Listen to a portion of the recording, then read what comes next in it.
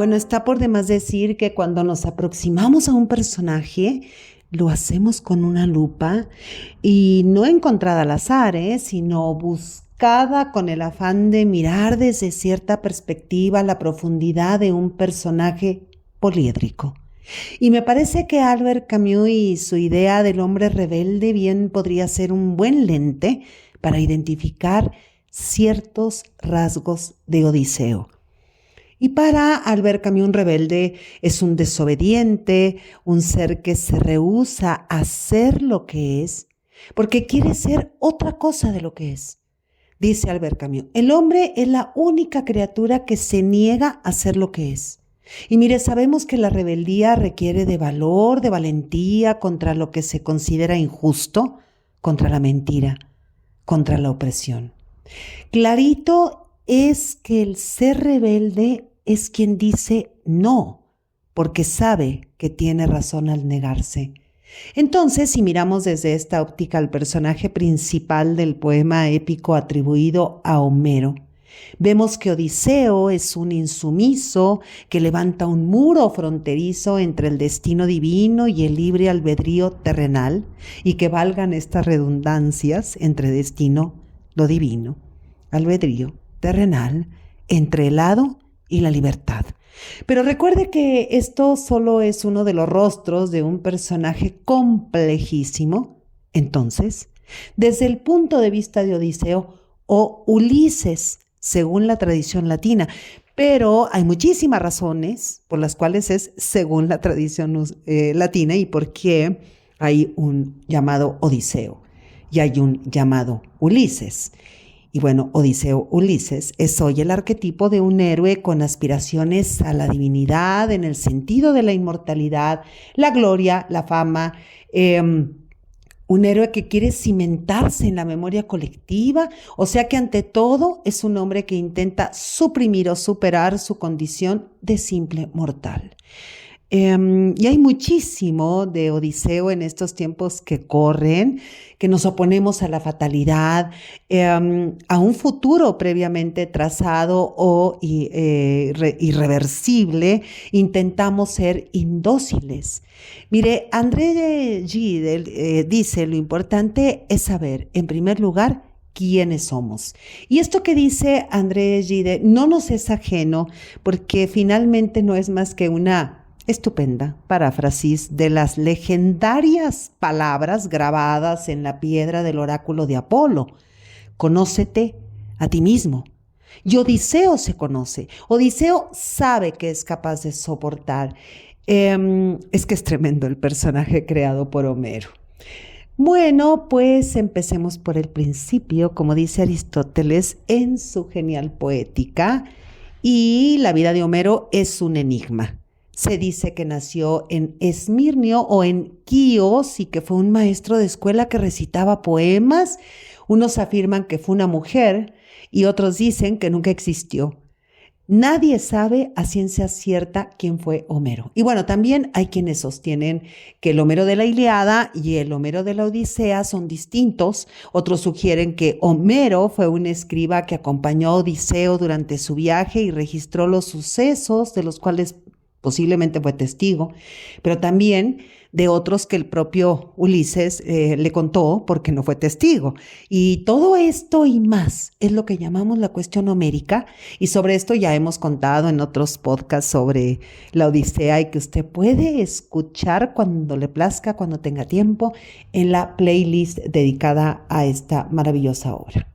Y bueno, y pese a la oscuridad que rodea a Homero, sabemos que sus dos poemas épicos son una influencia importantísima en la literatura, en la cultura, porque con la Odisea se inicia toda una tradición literaria y encontramos esa tradición en Virgilio, en Dante Alighieri, en John Milton, en Keats, en Tennyson, en James Joyce, entre más, Gabriel García Márquez y su relato de un náufrago. Y si juzgamos a la Odisea como una narración de la que se desprenden una cantidad de tópicos, entonces entendemos que la vida no es la suma de los actos, sino un devenir entre la aventura, la ventura y la desventura. Ahora, según la tradición mítica, mire, Odiseo es hijo del Argivo Laertes. Un Argivo es alguien que nace en Argos y su madre es Anticlea, hija de Autólico. Bueno, es que Autólico es todo un tema, ¿eh? Me refiero al abuelo materno de Odiseo. Autólico era un célebre ladrón que vivía en el monte Parnaso y que además fue quien lo bautizó con el nombre de Odiseo. Además, Autólico, el experto en robo, es hijo del dios Hermes, el mensajero de los dioses, y que también se dice, bueno, que las estrategias de saber robar se las había enseñado el propio Dios, el propio padre, o sea que Autólico, el abuelo materno de Odiseo, poseía el don divino de cambiar la forma, color o hacer invisibles los objetos que robaba, pues evitando así ser capturado. Entonces, visto así, Odiseo tiene un rastro de sangre divina que proviene de su bisabuelo, es decir, el dios Hermes, el inventor de la aritmética, la astronomía, las escalas musicales, los pesos, las medidas, el arte del boxeo, de la gimnasia, de las letras del alfabeto griego. Y Hermes, el bisabuelo de Odiseo, es además el dios de los comerciantes, los banqueros, los adivinos, los heraldos, los ladrones. Es que mire, le cuento aquí un poquito. Hermes nació en Arcadia, es hijo de Zeus y Maya, y como dios que era, pues se cuenta que en sus primeras horas de vida, pues era un dios, ¿no? Crece rápidamente y que sale en busca de aventuras, y bueno, y que la primera, ya no se sabe si aventura o travesura, fue robar un rebaño de bueyes perteneciente al dios Apolo. Bueno, en otras versiones se dicen que eran ovejas, etcétera, ¿no? Y Apolo descubre que, bueno, aquí hay todo un mito, ¿no? Toda una historia que usted ya podrá leer cuando guste en los libros de Robert Graves. Bueno, Apolo resulta que descubre que Hermes era el ladrón. Y entonces lo lleva ante Zeus, y Apolo exige pues que le devuelva su ganado, pero Hermes negó todo, dijo yo no le robé nada.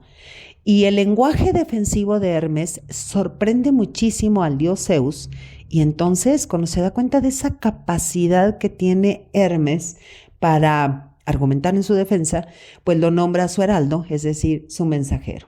Entonces, con este mito entendemos que la astucia de Hermes es heredada a Autólico, abuelo de Odiseo.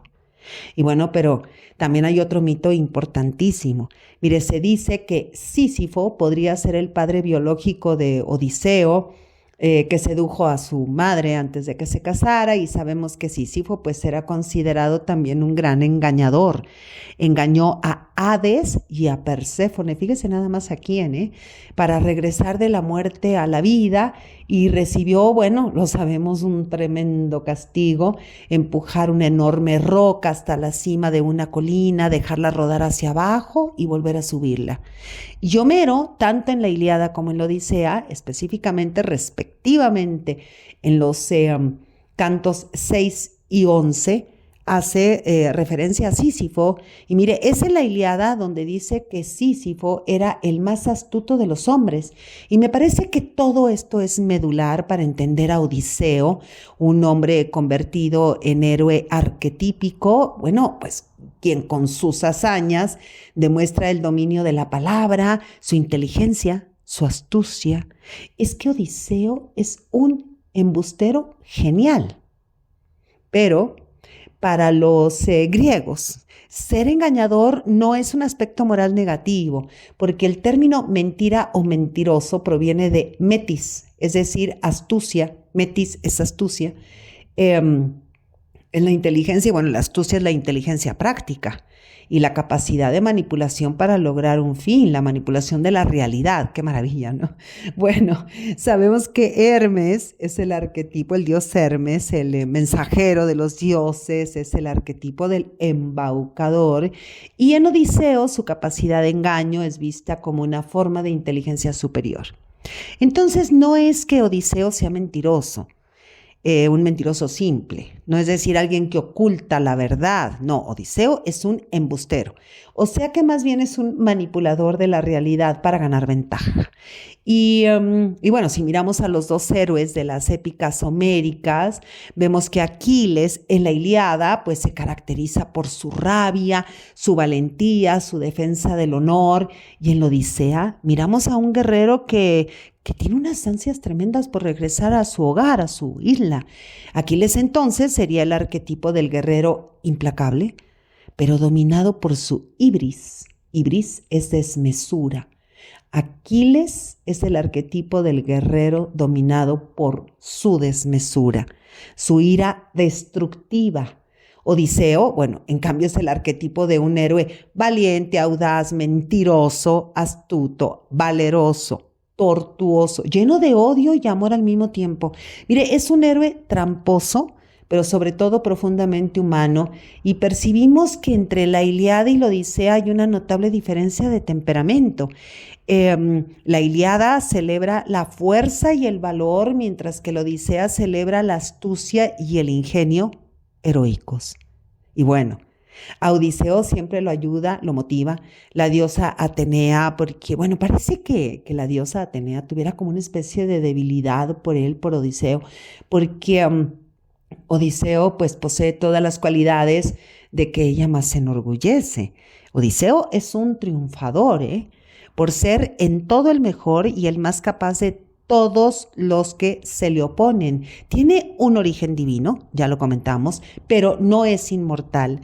Tiene el valor heroico, tiene un afán de sobresalir, de ser el primero, persigue el triunfo y la gloria y le tiene un amor profundísimo a la vida. Pero bueno, de algún modo todos estos aspectos también los encontramos en Aquiles, solo que los medios de que se vale cada uno pues también lo sabemos, es totalmente distinto. O sea, Aquiles usa la fuerza bruta y Odiseo el ingenio. Ahora, respecto a esto de los nombres, ¿no? Odiseo, Ulises. Mire, el mitólogo Robert Graves sí dice es que no es casualidad que los romanos llamen Ulises a Odiseo.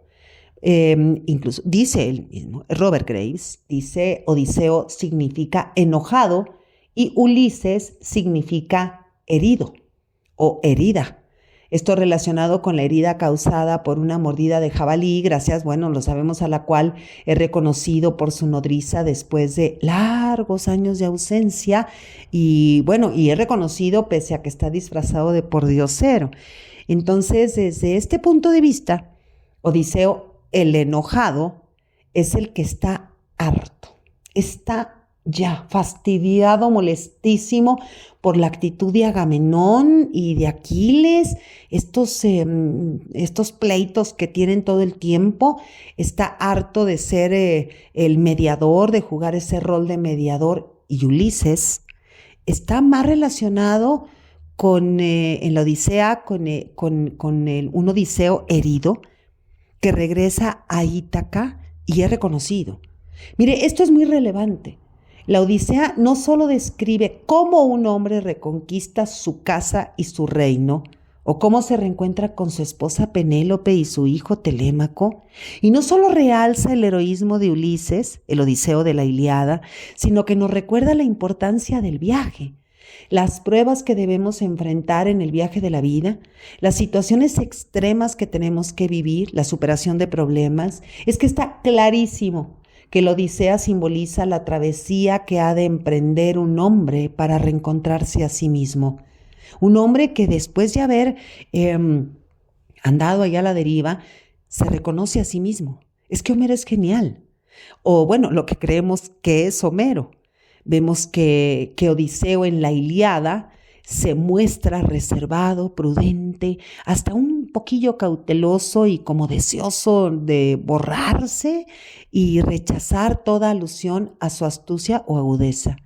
Se relata que era invencible con el arco y era protegido por Atenea, diosa de la sabiduría y de la guerra, y quizá de ella, de Atenea, aprendió la táctica y la estrategia. Pero no hay que olvidar que Odiseo pertenece a una estirpe de bandidos y embusteros, y que parece que él mismo teme que alguien, me estoy refiriendo aquí a la Ilíada, que alguien en la Ilíada recuerde que pertenece a una genealogía de gente experta en el hurto, en el robo. Además, mire, Odiseo teme también ser visto como el reyecillo, ¿no? Reyecillo de una isla pequeñita y distante. Entonces, si vemos en la Ilíada a un Odiseo precavido, prudente, cuidadoso, es porque busca esconder el linaje de cual procede, porque en la Ilíada Odiseo está entre camaradas de armas, jefes y reyes, sujetos a un código de honor, a una etiqueta muy rigurosa, al arrojo, a la lealtad de la palabra, pero no a la astucia y a esta cara doble o triple o cuádruple. Entonces la virtud que Homero busca destacar en Odiseo en la Ilíada es muy diferente al Odiseo o al Ulises de la Odisea, que ya encontramos otra cosa. Pero lo que sí vemos es que están relacionados por el valor, el honor y la gloria. Y bueno, por tanto, en este caso la moral heroica es la ética homérica. El deber ser del hombre valiente, del hombre que busca reconocimiento, del que ansía ser proclamado como el mejor. Bueno, estamos entonces ante un paradigma, ante un modelo de vida que sirvió de base a todita la educación de Occidente. Y en la Odisea vemos a un Ulises distinto, decíamos, a un héroe que peregrina, que se enfrenta con dioses, con encantadoras, cíclopes, monstruos, donde no hay igualdad, no hay armas, no hay un ejército, y todo es bienvenido. Y sin duda, esto explica por qué en la Odisea Ulises sí luce sus habilidades para la mentira, la escapatoria, el fraude. Además, está convencido y segurísimo de su agilidad mental, de su superioridad intelectual, se vale de ellas para vencer los encantamientos que le hacen olvidar su patria Ítaca. Ulises es un rebelde con muy buena memoria. Bueno, y lo vemos, ¿no? Va en contra del destino dictado por los dioses, naufragar, morir. Se enfrenta no solo a las fuerzas de la naturaleza, agua, viento, rayos, muchísimas cosas, sino también a la naturaleza propia, a su propia naturaleza. El miedo, los deseos, los sentimientos, las ambiciones, soledad, angustia y muchísimas más cosas. Pero no olvidemos que la Odisea es consecuencia de una pelea entre dioses. Y los dioses están sometidos a los motivos y a las pasiones de los mortales. Los dioses están mezclados no solo en los asuntos de los mortales, sino que incluso tienen una naturaleza muy similar a la de los mortales. O sea que hombres y dioses participan de las mismas pasiones, sentimientos, emociones, vicios, virtudes. Incluso los dioses culpan a los hombres culpan a los dioses. Y en la Odisea, Poseidón y Atenea, que son súper archienemigos, están vinculados a las peripecias, es decir, a las acciones del protagonista. Son dioses que simbolizan las fuerzas de la naturaleza como, bueno, en este caso, el dios de los profundos mares, es decir, Poseidón, y en Atenea, ¿no? La diosa de la civilización, la razón, la sabiduría, y bueno, Atenea se convirtió en defensora de Odiseo ante Poseidón. Y ya hablaremos de esto. Es que en la Odisea todo es simbólico. Por ejemplo, todo lo que le sucede a Odiseo, a Ulises, es símbolo de que sin los dioses, nada somos. Otro ejemplo es que la mujer es también una metáfora. Ya sea como madre, amante, confidente, consorte, la mujer simboliza protección, resguardo, pasión, amor, fidelidad, aunque también la mujer es engaño, traición, maldad, pereza, locura. Otro ejemplo es cuando Ulises baja al Hades. Mira, esta parte se llama nequia, esa bajada, ¿no? Ese descenso al Hades se llama nequia con K y con Y.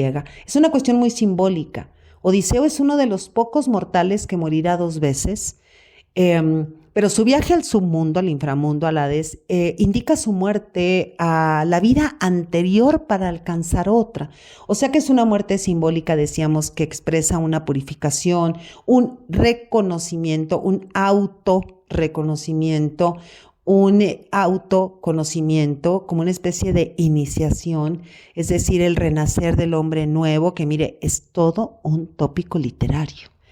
En el mismo poema épico, el viaje y sus obstáculos simbolizan la vida como una sucesión de compromisos, es decir, de pruebas que deben asumirse y deben superarse.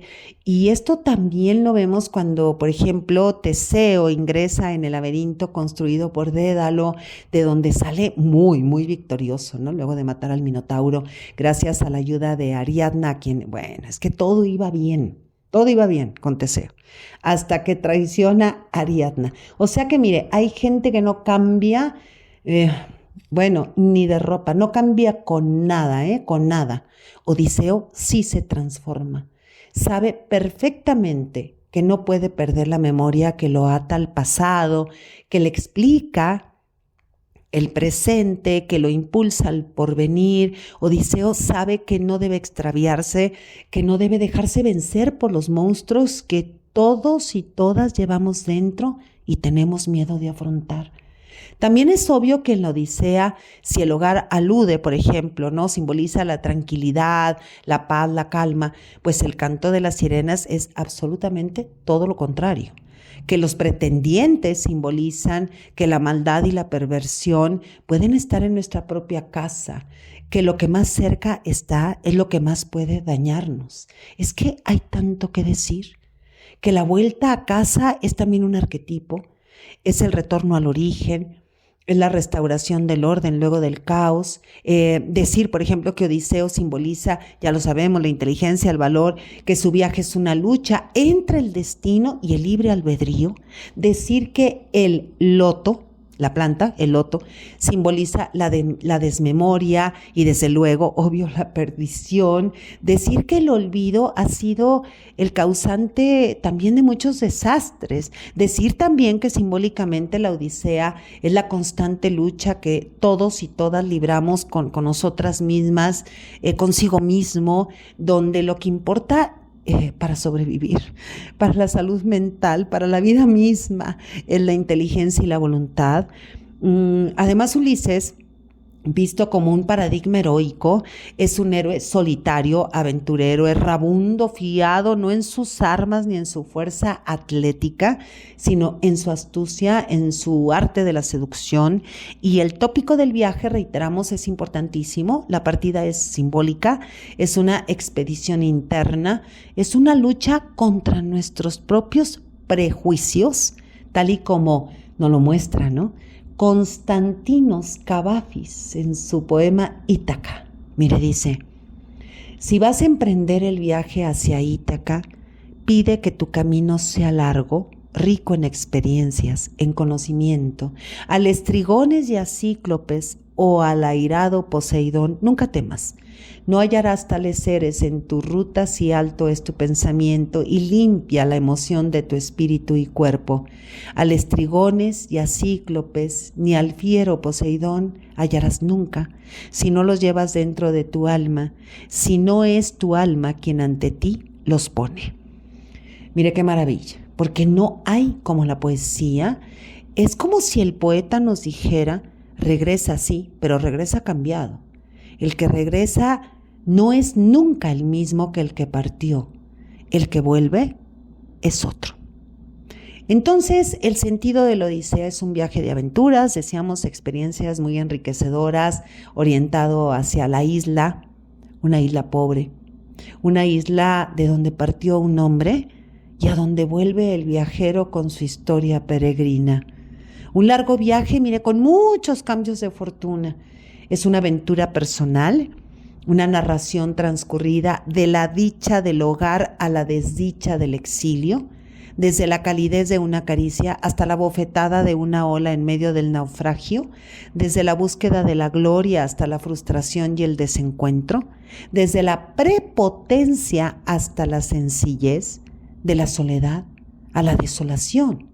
Es la historia de un regreso, es decir, de un nostos. Y mire, cuando Odiseo, en su búsqueda por retornar a su hogar, a Ítaca, se enfrenta a lo desconocido, incluso a lo monstruoso, aparece como un ser como desposeído, ¿no?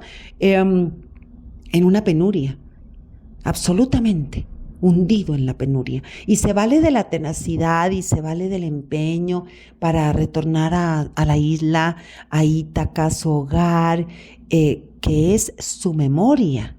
Ítaca es su memoria. Por eso se aferra a Ítaca. Porque la verdad se vincula, es que esto no lo enseñaron los griegos. Mire, los griegos nos enseñaron claritito que la verdad se vincula con la memoria, se vincula con el no olvido. Y Cavafis, este poeta extraordinario, en este poema titulado Ítaca, lo dice así: ten siempre a Ítaca en la memoria, llegar allí es tu meta, mas no apresures el viaje. Mejor que se extienda largos años y en tu vejez arribes a la isla con cuanto hayas ganado en el camino, sin esperar que Ítaca te enriquezca. Qué cosa, es que se nos pone la piel como de poema. Y bueno, y en el viaje Ulises se queda solo. Es un viaje en soledad. Es un viaje que es condena, prueba y purga. Condena a la soberbia de un hombre que creyó serlo todo sin los dioses, que pone a prueba sus talentos y recursos, y purga en la soledad, purga en una especie de orfandad, porque debe reconocer su finitud.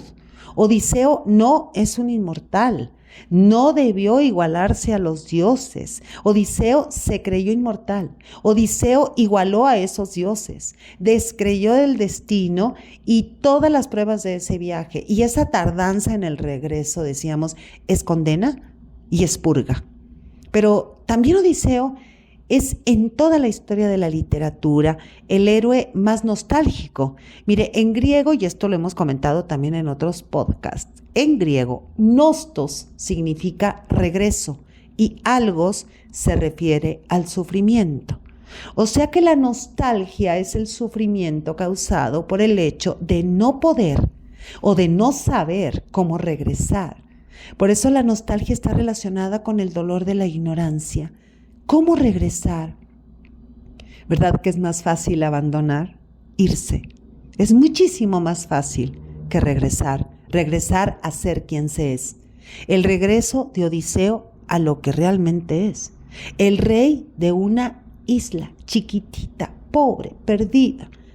Es un esposo, es un padre, incluso un hijo.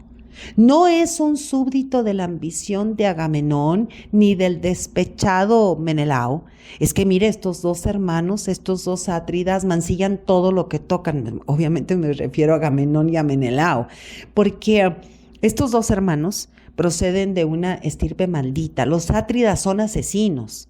Y bueno, la estirpe de Odiseo es de ladrones y de embusteros, pero Odiseo no es solo un negociador o un diplomático, es tremendamente un hombre súper diplomático. Además es un hombre que usa la diplomacia y sabe cómo usarla, y sabe cómo negociar, porque usa la educación, usa la gentileza, usa la persuasión, pero también es un oportunista, es un experto en no decir nunca lo que piensa, es un experto en manipular la realidad, pero mire, todo es simbólico. Por ejemplo, Polifemo, el hijo de Poseidón, el cíclope, simboliza la barbarie, la visión miope. Incluso me estoy refiriendo al propio Odiseo, cuando no mira que la realidad es absolutamente compleja. Escila y Calibdis, otro ejemplo, encarnan el terror que tiene Odiseo de no poder controlarlo todo, de reconocer su propia vulnerabilidad. Entonces estamos diciendo que todas las pruebas que tiene que pasar Odiseo, pues es como para enmendar los desaciertos de sus propias acciones y las fallas de su propio carácter, de su propio temperamento, y para sobrevivir debe usar todas sus estrategias. Debe combatir, engañar a las sirenas, debe desafiar. Pero desde otro punto de vista, Odiseo es un amoral, un hipócrita, un ser enmascarado de acuerdo con la situación, un hombre que finge sus afectos. Por eso aquí estamos hablando de los rostros de Odiseo, Ulises, porque su carácter es camaleónico. Odiseo, Ulises, es un ser polimorfo, un ser mostrado en toda su complejidad, y esto resulta muy atrayente, es que es encantador. Es a la vez un ser racional e irracional, capaz de mesura y desmesura, intenso e inestable, serio y calculador, pero también ansioso, angustiado, gozoso, ebrio. Es un ser de violencia y de ternura, de amor y de odio. Sabe que existe la muerte, obviamente, pero no quiere ni pensar en ella y mucho menos creer en la muerte. Está poseído por los dioses y por las ideas, pero duda de los dioses y critica las ideas. Lo nutren conocimientos, pero también ilusiones y quimeras. ¿Se fija? Es que es tremendamente humano y tremendamente complejo. Odiseo es un héroe triunfador donde confluyen la épica y la tragedia. Tiene la fuerza vital de la resistencia. Es un seductor y un hombre que disfraza sus intenciones. Esto es tremendo, lo que le voy a decir ahora. Es un sofista aún antes de la sofística. Yo diría que es el primer sofista de todos los sofistas. Y Homero lo envuelve con adjetivos, ¿no? Dice, el muy sufridor, el muy astuto, el de muchos recursos. Y visto así, es un polimatía, el que sabe mucho, el que se exhibe mucho, pero también el que pone en entredicho su cordura. Es un ser admirado de mil formas, pero no hay que olvidar que es él el que propicia la admiración hacia su propia persona. Es él el que nos cuenta sus historias, quizás sean o no ciertas. A lo mejor todas las aventuras que cuenta en la isla de los Feacios, a lo mejor todos esos relatos son inventados. Quizá Odiseo es un desquiciado, pero mire, eso es lo de menos. Porque aunque así fuera, la locura es una forma de ver el mundo, de crearlo y recrearlo. La propia Hécuba se encarga de darnos también como una perspectiva, ¿no?, acerca de Odiseo. Dice, no es Odiseo un hombre que saca provecho de sus mentiras. Incluso Hécuba, nos cuenta Eurípides en su tragedia Hécuba, el astuto bribón de palabra dulce, adulador del pueblo. No es la misma Hécuba, la reina de Troya, que lo ve como un desagradecido y vil. No lo llama justamente fecundo en ardides.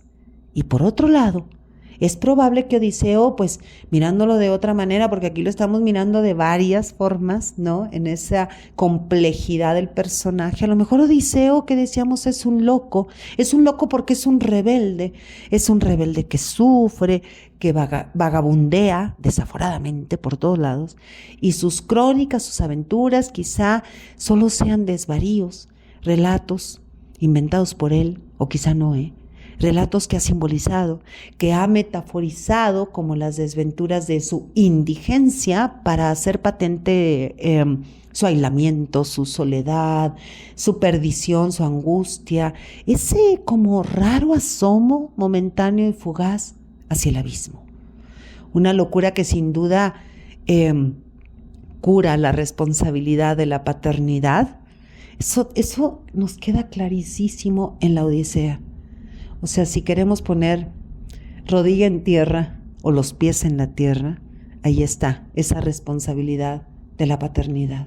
Cuando se encuentra con su hijo Telémaco, en el regreso, la vuelta a casa, cuando ve la lealtad de Penélope, su esposa, su mujer que le ha cuidado el reino, ¿no?, y que le ha costado, casi media vida.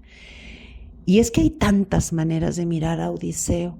Hay tantos lentes de microscopio o telescopio, tantas formas en un calidoscopio llamado Ulises o llamado Odiseo, para gozar el enorme arquetipo figurado por un tal Homero. Soy Margarita Díaz de León, Literatura en Espiral.